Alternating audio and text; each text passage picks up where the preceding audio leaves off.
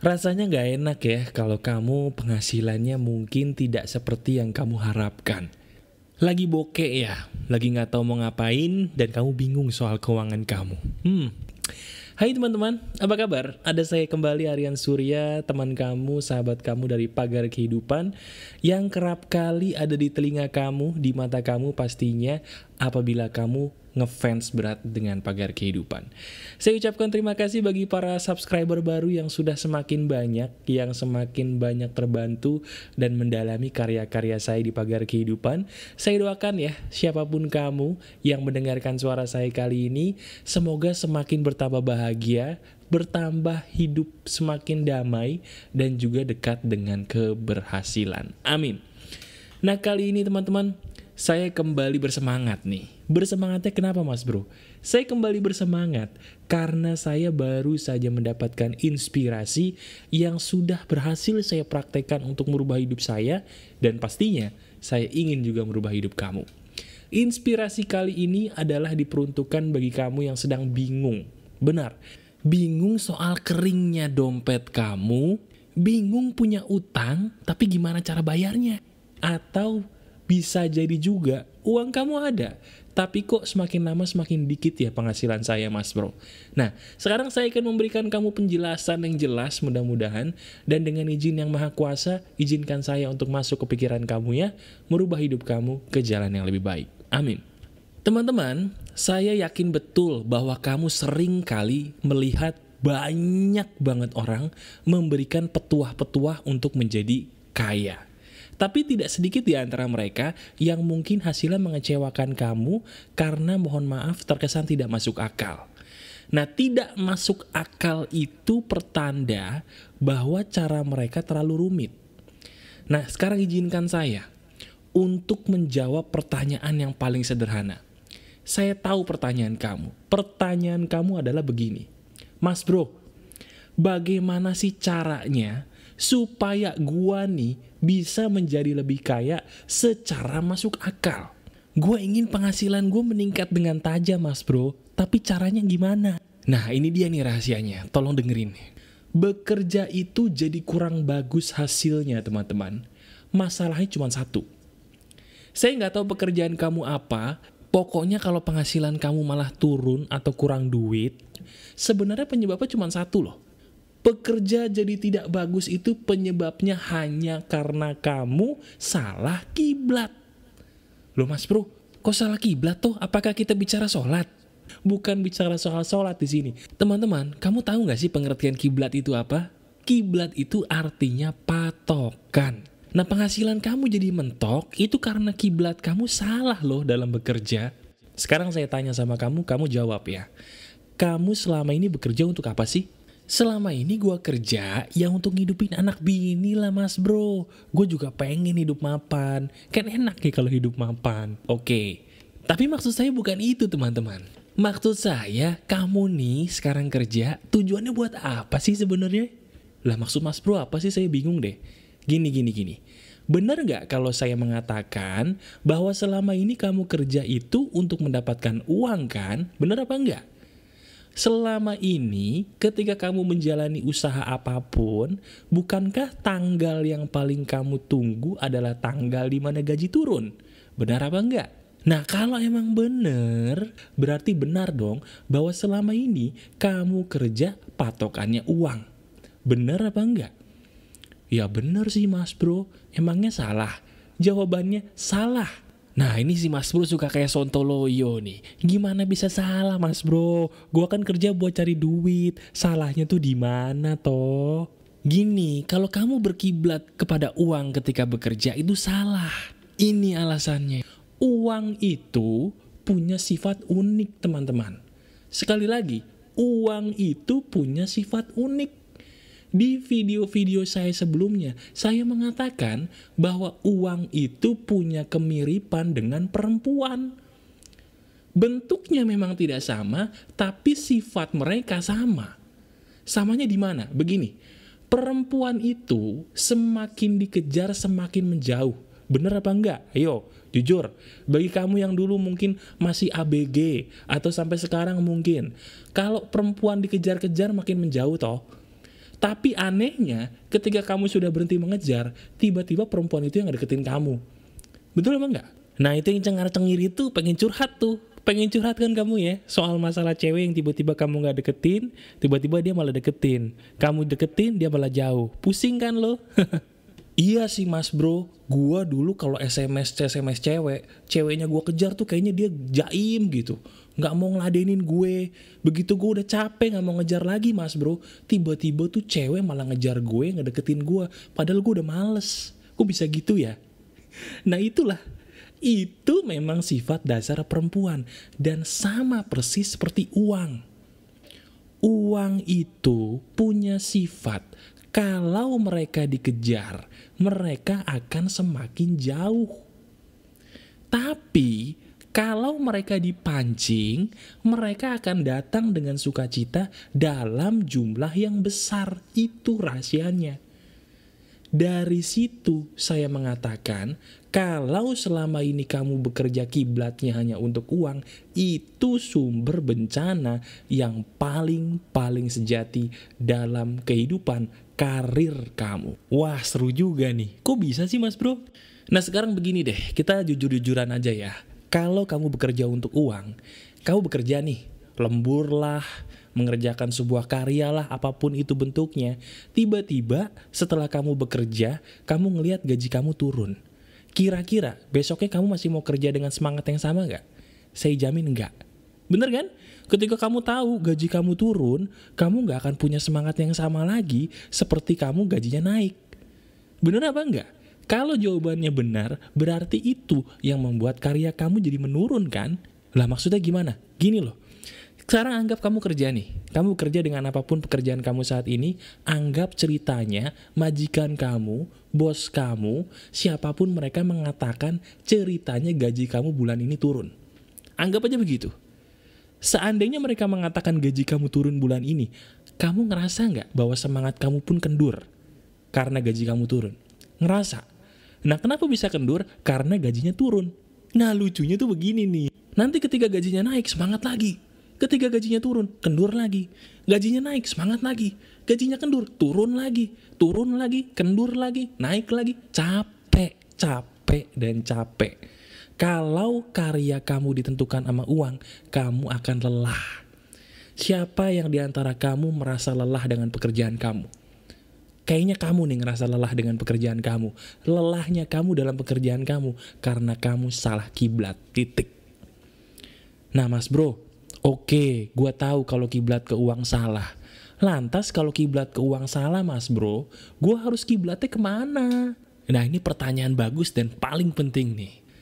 Kiblat yang paling benar, patokan yang paling benar ketika kamu berkarya atau punya karir adalah hanya satu, yaitu cinta. Cinta, cinta, dan cinta adalah sumber mahakarya yang terbaik yang perlu kamu jadikan patokan dalam bekerja. Titik, tidak ada yang lain.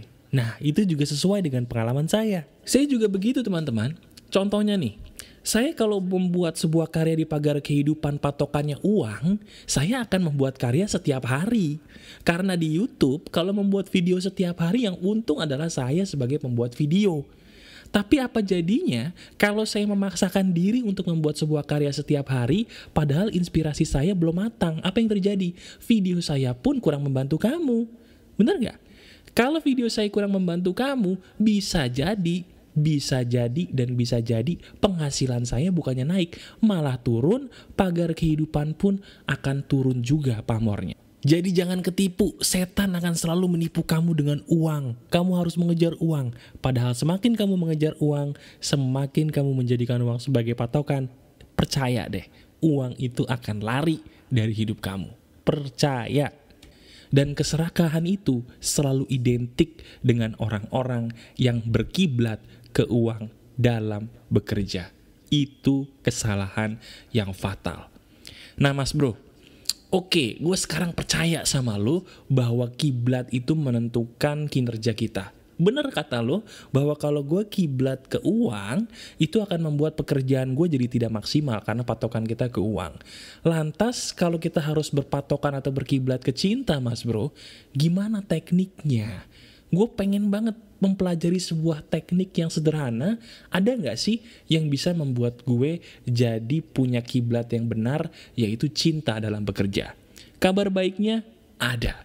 Saya akan mengajarkan kepada kamu sekarang bagaimana cara saya secara pribadi agar bisa bekerja hanya untuk cinta dengan cara yang masuk akal dan sederhana. Caranya begini nih. Sekarang kamu lihat meja kerja kamu deh.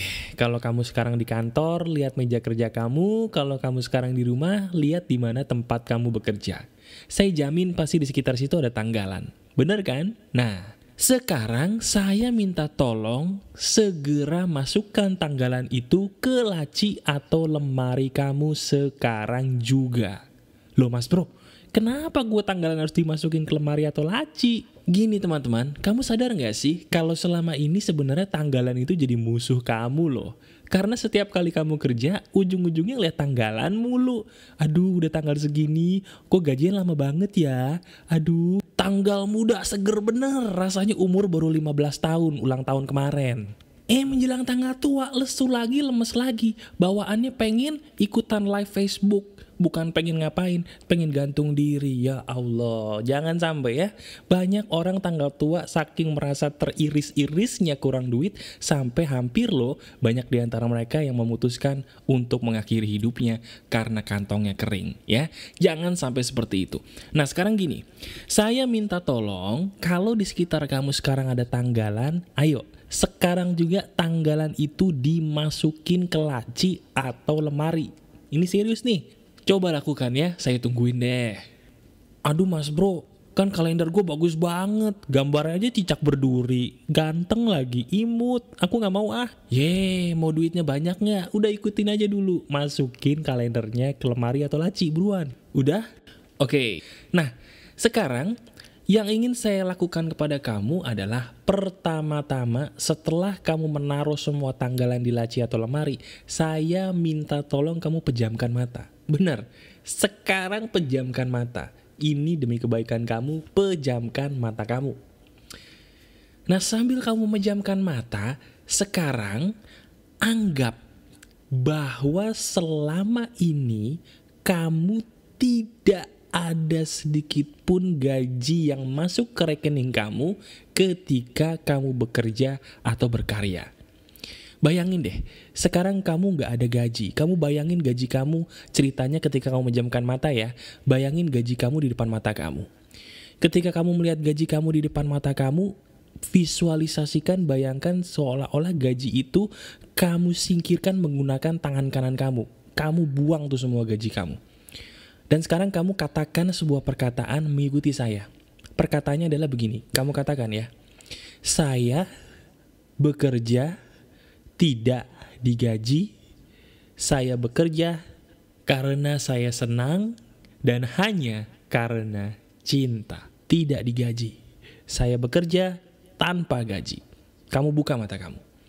Nah sekarang, kamu saya ingin suruh untuk menganggap bahwa bekerjalah seolah-olah kamu tidak memiliki gaji. Waduh mas bro, sinting. Yo, kok bukannya sinting teman-teman? Gini. Kebanyakan orang sekali lagi bekerja kan hanya untuk gaji toh. Mau lembur, mau pulang pagi, ujung-ujungnya cuma buat apa? Gaji. Dan percaya atau enggak, filosofi uang, semakin kamu ngeyel, semakin kamu kejar, dia akan semakin menjauh. Ini yang jadi penyebab kenapa sih mas bro kalau gua habis gajian kok duitnya cepet habis ya. Karena memang kiblat kamu, patokan kamu adalah uang dan gaji. Nah ketika gaji itu keluar, karena kamu kiblatnya uang dan gaji, kamu nafsu tuh make tuh uang. Tiba-tiba belum akhir bulan udah habis. Sekarang kamu tahu kan kenapa kok duit gaji cepet banget habisnya? Ya ini penyebabnya. Ketahuan akhirnya ya. Bagus. Nah sekarang kamu anggap pekerjaan yang kamu lakukan saat ini, anggap seandainya pekerjaan ini tidak digaji.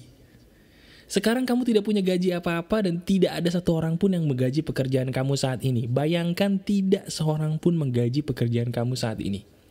Kira-kira kamu masih mau bekerja gak? Jawab jujur ya.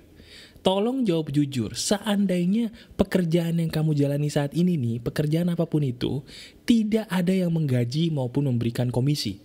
Jawab pertanyaan saya. Masihkah kamu mau mengerjakan pekerjaan ini? Kalau jawaban kamu masih, kamu sudah berada di dalam pekerjaan yang benar. Tapi kalau kamu jawabannya, oh enggak lah mas bro, gila aja lu kalau gue kerja gak digaji, gak mau gue. Saya punya kabar buruk bagi kamu yang menjawab seperti itu, kamu berada dalam pekerjaan yang salah, tolong ganti pekerjaan kamu. Titik. Wah gak bisa gitu mas bro, gue kan kerja buat anak bini gue, nanti kalau gue berhenti kerja gimana anak bini gue makan, gak masuk akal ah. Ngaco nih orang nih. Tenang dulu teman-teman, saya melakukan ini juga sama kayak kamu. Awalnya gak masuk akal, tapi percaya atau enggak, sekali lagi saya ulangi. Bahan bakar untuk sebuah pekerjaan dan karya yang bagus adalah cuman cinta. Gak ada yang lain, cuman cinta. Begini loh, semua pekerjaan yang kamu jalani dengan perasaan suka, cinta, bahagia, hasilnya pasti jauh lebih baik dibandingkan tidak ada perasaan bahagia, suka, atau cinta di dalamnya. Itu udah terbukti teman-teman, sudah terbukti. Nah, tadi saya menyuruh kamu untuk melupakan tanggalan. Fungsinya adalah agar di dalam pikiran kamu tidak ada lagi tuh yang namanya, oh ini tanggalan muda, ini tanggalan tua, ini tanggalan menengah. Aduh kalau tanggalan tua gue kere, aduh kalau tanggalan muda gue seger, aduh kalau tanggalan pertengahan gue di antara keduanya. Jadi jin enggak, jadi manusia enggak gitu loh. Nah saya gak mau kamu mikirin tanggalan supaya kamu memikirkan pekerjaan dan cinta. Pekerjaan dan cinta. Cinta, cinta, dan cinta. Ya? Nah mas bro, gue masih bingung nih. Maksudnya pekerjaan dan cinta tuh maksudnya apa? Gini loh, pekerjaan dan cinta itu artinya kamu memang suka dengan kerjaan itu dan kamu bahagia ketika melakukannya. Walau tanpa digaji. Itu aja, gampang kan? Nah sekarang coba kamu pikirin deh. Ketika kamu bekerja tidak memikirkan tanggal tua, muda, dan pertengahan. Ketika kamu tidak masalah untuk bekerja dengan sebuah gaji atau tidak ada gaji. Bukankah satu-satunya patokan kamu dalam bekerja hanya cinta? Iya kan? Nah teknik ini yang saya pakai teman-teman. Dengan melupakan tanggalan, dengan memikirkan seolah-olah saya tidak digaji, rasanya kalau saya kerja itu lebih plong gitu. Saya bekerja murni hanya untuk cinta. Dan percaya atau enggak, ketika saya bekerja hanya untuk cinta, hasil karyanya jauh lebih bagus dibandingkan ketika saya berpatokan atau berkiblat kepada uang. Silahkan kamu uji sendiri. Nah mas bro, sekarang saya mau tanya nih, apakah hanya karena kita berpatokan ke uang yang membuat karya kita jadi menurun atau jelek? Jawabannya tidak. Yang pertama, yang membuat kamu karyanya jadi turun atau penghasilan kamu jadi mentok, memang betul karena kamu berkiblat ke uang. Tapi ada satu lagi nih, dan ini penting banget, yang bisa membuat kamu kalau berkiblat ke hal ini, kerjaan kamu malah jadi acak-kadul, karya kamu menurun, dan juga mohon maaf bisa menjadi bangkrut. Yang membuat kamu menjadi susah menghasilkan uang dalam jumlah yang besar. Selain karena kamu salah berpatokan, yaitu berpatokan ke uang. Yang kedua adalah karena kamu berpatokan kepada orang lain. Dan orang lain itu biasa disebut sebagai fans atau pelanggan. Loh mas bro, maksudnya gimana? Gini, kalau kita menjadi orang yang berkarya, seandainya karya kita diterima teman-teman, kita akan punya orang-orang yang menyukai kita yang disebut fans. Contohnya saya di Pagar Kehidupan, alhamdulillah karya saya bisa diterima dan membantu banyak orang termasuk kamu. Dan orang-orang yang menyukai karya saya, secara otomatis mereka akan menjadi fans Pagar Kehidupan, menjadi fans saya. Nah ini dia uniknya, kebanyakan orang yang saya lihat, Mereka itu karyanya menjadi turun bukan karena hanya mereka berpatokan ke uang, tapi karena mereka rela diri mereka dikontrol oleh fans ataupun pelanggan. Contohnya kamu, misalnya kamu ingin membuka restoran. Restoran kamu alhamdulillah laku.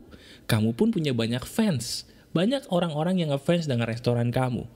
Nah, kalau kamu tidak hati-hati, kamu akan membuat sebuah karya yang tadinya dari hati menjadi apa kata penggemar atau fans. Penggemar kamu maunya A, kamu turutin. Penggemar kamu maunya B, kamu turutin. Akhirnya kamu kehilangan identitas diri kamu dalam bekerja. Itu berbahaya. Kenapa? Karena begini, fans atau penggemar ada bukan sebagai pengatur.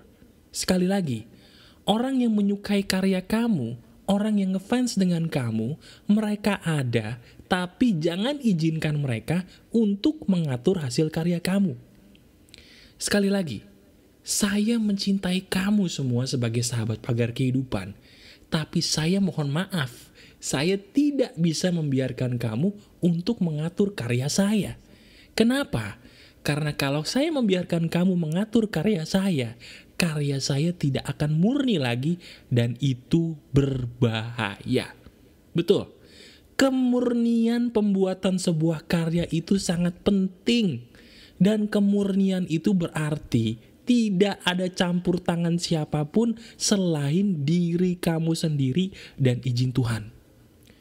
Jadi kalau kamu sekarang nih sedang berkarya dan suatu saat kamu punya fans, ingat pesan saya baik-baik.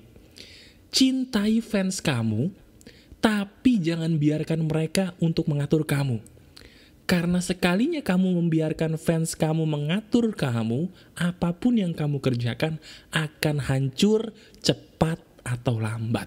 Loh kok bisa gitu mas bro? Iya, karena sudah tidak murni lagi dari hati kamu. Itu dia. Jadi coba kamu pikirkan, ada nggak selama ini dalam pekerjaan kamu orang-orang yang berusaha mengatur kamu? Orang-orang yang mungkin bisa dibilang sangat mencintai karya kamu, tapi kok kayaknya dia ngatur gue mulu mas bro. Gue gak suka, tapi gue takut kehilangan mereka mas bro. Karena gue takut kehilangan mereka, jadi gue menjadikan mereka tuh sebagai pengatur gue. Fans gue maunya gue ke kiri, gue ke kiri.